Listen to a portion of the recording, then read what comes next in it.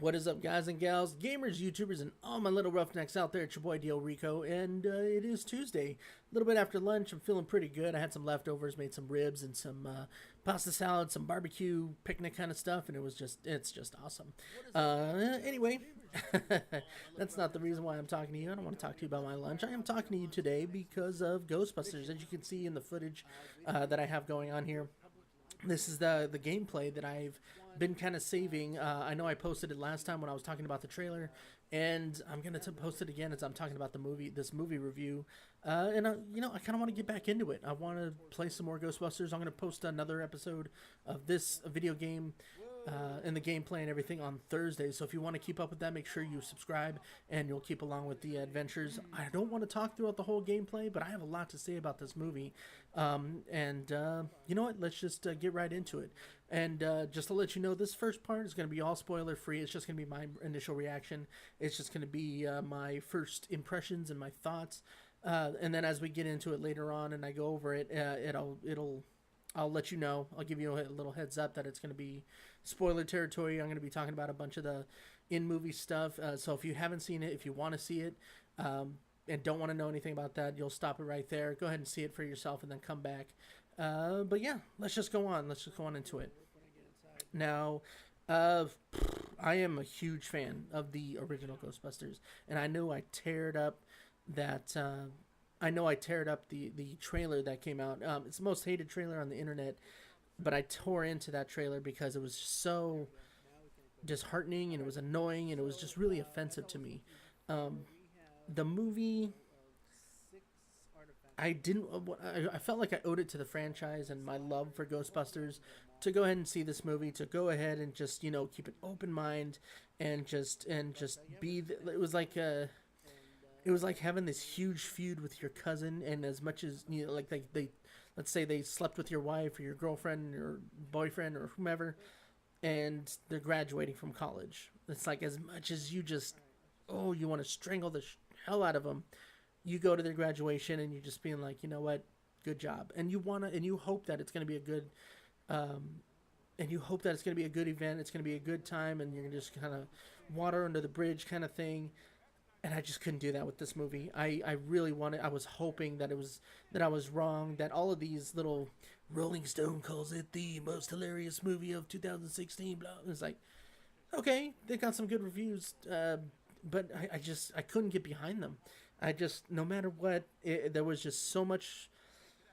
There was just so much going on that pointed in the wrong direction. Now, for the first part, it started off really good. It was dark. It was ominous. It had a nice, creepy kind of factor to it. And I felt like they were they were kind of onto something, the progression of the story and the character building and how they're going to get into it. While it was, for lack of a better term, plagiarized, it was really kind of like, oh man, I'm going to eat my words this time. I'm going to have to issue out an apology statement or something. But here's the thing with a comedian. They always talk about how if a comedian uses a curse word in their routine to get a laugh, it's called a crutch. Now with a movie, while they don't have to use curse words as that crutch, if they immediately go to the fart joke, if they go immediately to that slapstick part of comedy, just to get a laugh, that's a crutch to me. And that's exactly what it did. It went to a fart joke. The very first thing, this is how we're going to send this movie. This is going to be the tone and the rhythm of the movie. Boom, it's a fart joke. And it's like, and that's where it just kind of declined for me. I was just kind of like, oh God. It just lost me at that point. And I could not gain that mentality back of like, okay, let's be hopeful, because right at that point it just turned me right off. As the characters are coming together, there was no real. It was just very monotone. Like there was no character arc. There was no real believability that these women or these characters that they were writing in were not knowledgeable, but like with the original Ghostbusters, there was a believability that these are just kind of everyday people that are really into their science and really into their paranormal activity, and they want to do something about it. But there was like again, just an average person kind of thing to it, to where it just it made us connect with them a little bit better. That's what I'm trying to say. It made us connect with the original cast. With this one, there was a moment. There's a moment, where they're trying out their proton packs and their streams, and they're doing all this, using all this equipment, and um, you could tell they were trying to connect with you as being that same kind of average Joe coming into this role of being a hero against the paranormal, but there was no character arc to show how they mastered that. And by the end, all of a sudden, they were doing these little ninjutsu flames, and they were just doing like it's like oh, you know what? Here's another example. It's like the movie Space Jam. They're getting trounced in the very first half, and then all of a sudden, the second half, Tweety knows ninjutsu and starts just pummeling them and beating them up and punching them. It's like, where was that strength before? Yeah, you got your confidence from the quote Michael Jordan water bottle, but it's again, it's just that kind of transformation. It just went from that to that without any explanation in between. Um, the graphics, obviously, they're going to be better over time. So while they were better than the original, you expect it to be better than the original. So it wasn't that much of a big deal. Um, the ghosts, the beginning ghosts look awesome. It's like the ghosts were just like the haunted mansion. It was like an Eddie Murphy haunted mansion kind of ghost. But then as you go into the later movie, they just got kind of more ridiculous looking. There you go. By the end, it just made me feel like I was watching a cartoon movie, because there was just all these things happening, trying to be funny and trying to be, um, comical, and then these ghosts were not threatening at all like they were in the beginning. They were just kind of cute and whatever. They bring back Stay Puft. Like, come on, man. If you're gonna be, my thing is, if you're gonna reboot something, be original with it. The Ninja Turtles. Like, I love this new Ninja Turtles. I was totally against in the beginning. I heard even in earlier production days that they were going to be making the Ninja Turtles aliens, as opposed to like actual turtles that got into some mutation, got into the ooze and caused a mutation. Totally against that. Um, and of course, Michael Bay has a very bad track record of ruining our 80s nostalgia. But yeah, it was just. God, it was just. There was nothing original about it. I mean, um, they're also, I mean, there's three scientists, and then you have Winston, or in this case, Leslie Jones, Patty, who plays a Patty. And God, she was just annoying. She was just annoying to me. Melissa McCarthy is. I'm not a huge fan of hers at all. I have seen quite a few of her movies. Bridesmaids, Spy, The Heat. I've seen quite a bit. I'm just not a huge fan of hers. So all of her little one-liner quips, all everything that she was kind of trying to do to be funny, I didn't really care for. Kristen Wiig was kind of her tag team with it, trying to go with the one-liners as well. I wasn't feeling it. Kate McKinnon, she, again, not. There was just nothing. There wasn't anything funny that these women did, and in fact, the only times that I found myself like laughing or kind of smiling and nodding along was with Chris Hemsworth. Like, he had some lines, and he's a dumb character. I mean, he was just a poorly written character too.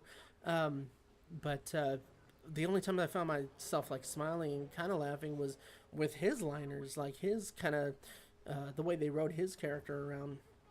Other than that, it just wasn't funny.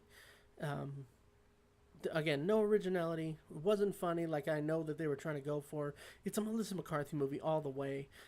They just kind of added a franchise tag to it to appeal to more the mass audiences, as opposed to, calling it something uh, like R.I.P.D.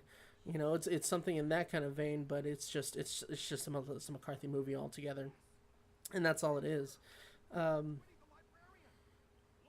and as far as I'm trying to think, as far as the timing of the jokes, it just really messed with the flow of the movie. The brilliant thing about the original Ghostbusters is that they had funny quips. They had, you know, Bill Murray, obviously he's a comedic genius. So is Dan Aykroyd. Um, but the funny moments weren't because they were trying to outdo one another in every single scene. It was just a moment like, when they're on top of the roof and, are you a god? No. Then die. And Winston's just like, if someone asks you if you're a god, you say yes. It was little things like that, or when he thought of Stay Puft, like, holy, you don't think of a Marshmallow Man being 50 feet tall, coming down the coming down the avenue, crushing everything. I mean, you have the same kind of look as the Ghostbusters did, like, oh shit, what the hell are we gonna do? But it was funny. It went with the storyline. These ones, with this Ghostbusters, there wasn't. It was just again, it would show the scene and then would pause for that moment to be funny. That whole what was it? You've seen it in the previews, like let's go, let's go. Oh, you no, I'll get you. You do it next time. I'll get it. And it's like it was little things like that where it was just, I get what you're trying to do. It's messing with what I'm trying to look for in this particular scene here. You're at the museum. You're trying to look for this paranormal stuff, and I don't stop it with the jokes. Just progress the story along. Maybe something funny will happen naturally, but they didn't do that here. It was just always pause for a moment, and I hate that. I can't stand that kind of rhythm with this kind of movie because it didn't call for it. It didn't need it. Ghostbusters doesn't need that. Yeah, again, just that's pretty much all I got to say about it. It wasn't funny. It wasn't original. It wasn't. It didn't. It God. It's, if anything, I want to say it's like that movie Kung Fury. Only Kung Fury, you went into it knowing it's probably gonna be bad. Um, and when you saw it, it was bad, but you were like, man, it was so bad, it was just entertaining.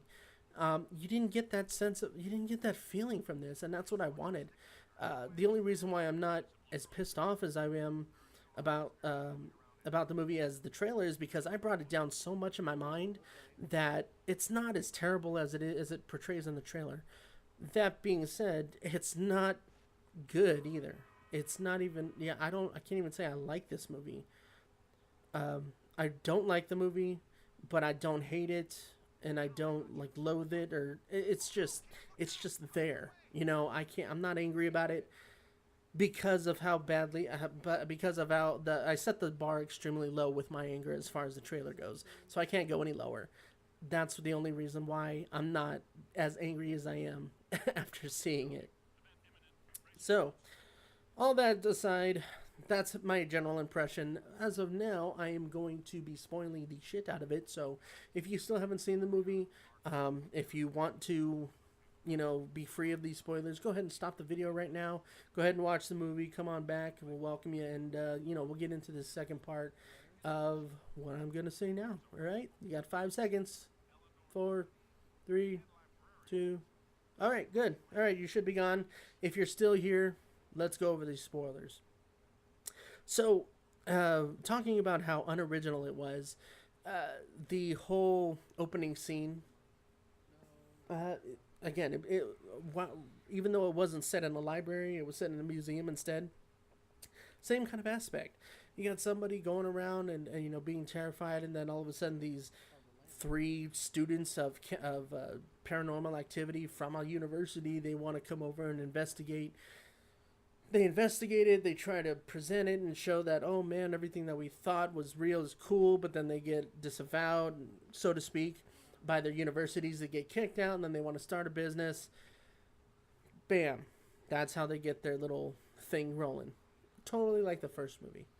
Second part, the whole Chris Helmsworth character, I just could not get, as funny as I found a couple of his scenes and lines and everything, it was just kind of confusing as to what he was trying to be. He was brought on because he was eye candy for Kristen Wiig's character, but at the same time, he wasn't acting like Janine. He wasn't smart to be Janine. Janine had a quip to her. Janine was competent enough to answer a phone. If anything, he just reminded me more of Lewis Tully, uh, with a little bit of Janine, just because he's the receptionist. Um, Also, he wants to be a Ghostbuster, just like Lewis wanted to be a Ghostbuster. Uh, Janine was just Janine. She was just like this, this Bronx gal, like, Ghostbusters, what do you want? And she was just really quick with the attitude. And uh, this one, yeah, I didn't make that connection with Chris Hemsworth. Again, I think he's more like Lewis Tully. Patty, oh my God, Leslie Jones' character was just horrifically annoying. And it's just her role, all of their roles. It was just like one big one. Every scene was just a Saturday Night Live skit, and I'm not a fan of this generation Saturday Night Live. I stopped watching that back in probably '98 when the rest of the cast that I loved pretty much quit. Chris Farley, David Spade. Well, Chris Farley died, but David Spade. I kind of liked Adam Sandler. You had Norm Macdonald. Anyways, I love that cast.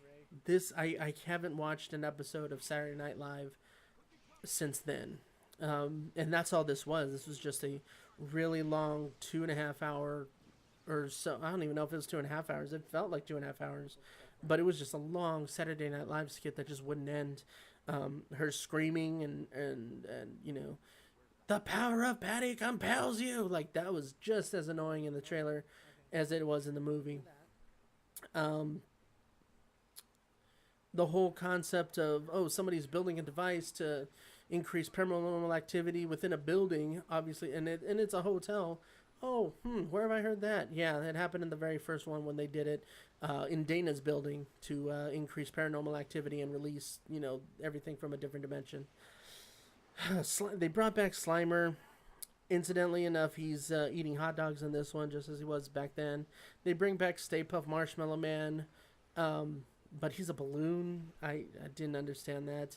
Um, and I mean, the whole thing with originality, like I was saying before, I love Ninja Turtles because they did something different with Ninja Turtles. The whole storyline that I knew, it wasn't the storyline from the movie. They actually made it to where April was uh, with them as a child, and she's the one that gave them their colors and gave them the names as they were being tested on in this laboratory, and then all of a sudden they grew up to be what they are, and there's more of a history to them than just she was in trouble and they came to rescue her at one point. So I like that little twist on there. I like the twist on Shredder and his kind of ominous character. I would love to see him a little bit more of his character development in the future. But yeah, Ninja Turtles. That was a good reboot. This one, just there's nothing rebooted about it. It's just, let me add some newer graphics, which weren't all that impressive anyway, and let me make the cast female instead of male. I didn't. It was just. It's so disheartening. It's so insulting. It's so annoying. Um, um, what it seemed like they were doing with this movie was they were just kind of tossing out ideas like, what if this happened? I think it would be funny if this happened, and they would just kind of throw it all together. In the beginning, they're testing out their proton packs and they're using their ghost, their traps and everything, and they catch a ghost and they want to show it off, and then all of a sudden they no longer care about catching the ghost anymore. They just want to shoot them and then shred them with their little chipper thing. And even in the end, in the final like fighting sequence, they don't trap any ghosts anymore. It's just they use their proton packs to throw them around and whip them, and then they throw them against the building and they splatter. It's like these are ghosts. The ghosts go through windows, they go through walls, they go through doors, they can go through the street. How the hell, or why the hell are you creating this sequence to where they're hurting these ghosts with your proton packs, but they can't be hurt. You can ensnare them and you can capture them, but why the hell are you throwing them against the wall or on the street or against one another? That's another thing. They were what was it? Melissa McCarthy was like slap shot, and she did this little hockey move, and she took out like 2 or 3 ghosts with her little move, and it's like the ghosts don't do that. They just kept on throwing one idea out after another, and let's try to make this funnier. Licking the guns is stupid, but he did it. I don't know what they did. I don't know why they did it. Ugh, ugh. And then the villain, you never really knew the villain. Like with the first Ghostbusters, all you knew was the name Zool, and then Gozer, and there was like this ominous feeling of dogs in a dimension inside of Dana's fridge, and then all of a sudden you saw what it built up to, and it was like, oh man, this is insane. This is look at that. He opened up a doorway, and Dana and Lewis became dogs, and this one, the dude kills himself to become a ghost, and then he says, "Choose the form of your destructor." Now that line, I could not. That really set me off. That one probably set me off more than anything. That is a direct line from the very first movie, and it was Gozer who said that. She disappeared, and that's when Ray thought of the Stay Puft Marshmallow Man. But again, there's no originality. If you're gonna do something, create new monsters, create new ghosts, create take something from a religious aspect. Take on Valhalla. Choose a ghost from there, and maybe he or she wants to rule the world. This whole thing with it was just ridiculous. Chris Helmsworth, when he got possessed, was ridiculous. All of a sudden, he can control people, and he made them do this like Saturday Night Live kind of point dance thing. And then the Ghostbusters come, and all of a sudden, he just doesn't have that ability anymore. It could have been game over right there. He just, controls them, makes them kill themselves, shoot themselves, whatever. Nope. He decides to exit the body and become Rowan the Destroyer, and it was just... anyway. So then, beyond the credits, I stayed beyond because I felt like... I had a feeling that there was going to be something else there. And sure enough, they're all listening to these tapes, these little ghost tapes that they were trying to collect sounds from. And they say, what? Patty, who's listening, it says, "What is Zool?" Now they're going to bring back Zool? I don't know. I don't get it. I'm so disgusted. I'm so disheartened because I really wanted Ghostbusters to be like a new thing.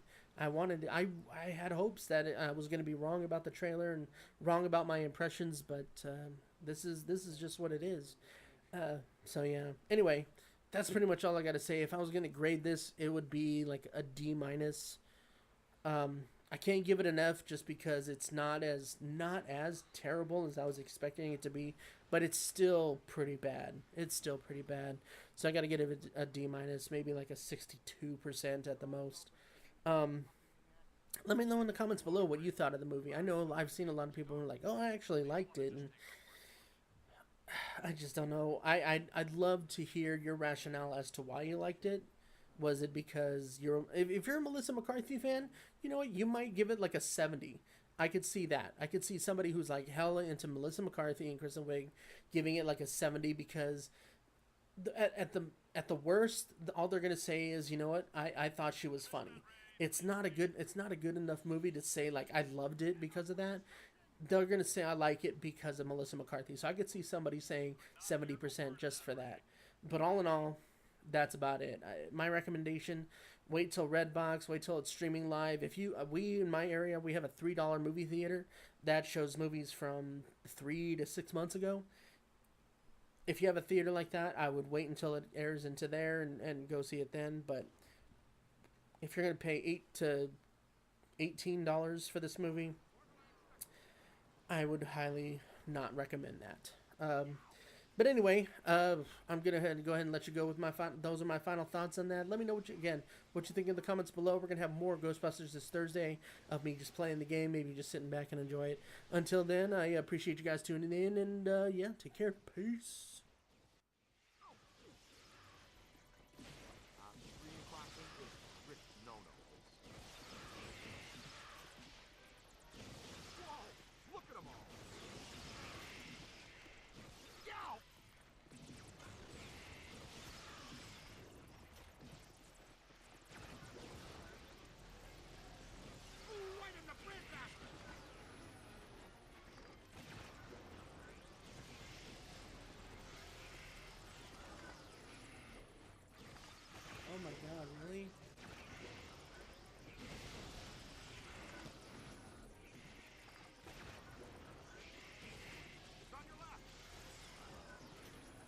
not digging this.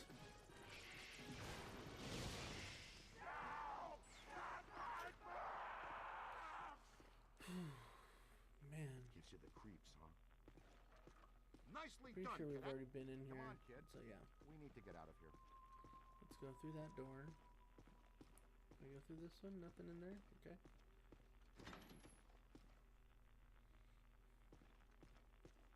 How many artifacts have we found? Like 2? And there's 6? Winston, where the heck are you? In the periodical section, checking the box scores from the Knicks game last night. Why? Tell us more about this collector, Winston. Says here that this collector used the Gray Lady to get to the rare books in her care. Specifically, a book called, get this, the Gozerian Codex. Great. Yeah, and when she found out what he was up to, she Dum dumped him. dum dum. Smart lady. Not really. Evidently, he murdered her. Uh-oh. The Gray Lady was his first victim, but he killed a bunch more. And let me guess. He collected their bodies just like he collected books? Bingo! Ray, you get to buy me dinner. And here's the last on the collector. Seconds before he was hanged, he said he would return as Azet Lord, some sort of god, to keep watch over the library and every rare book in its collection. Sounds like quite the bookworm.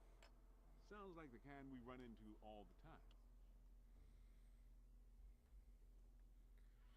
Follow the librarian ghost. Alrighty. Well, we've hit the half an hour mark, so I'm gonna go ahead and cut it right here. But so we'll make this the library part 1. Please stay tuned for part 2. If you want to keep up on this video, go ahead and hit that like and that share button, and then finally subscribe so you can keep up. Appreciate you guys tuning in. Thank you so much for joining me on today's journey. And yeah, can't wait to get started for the next time. All right, talk to you guys later. Peace.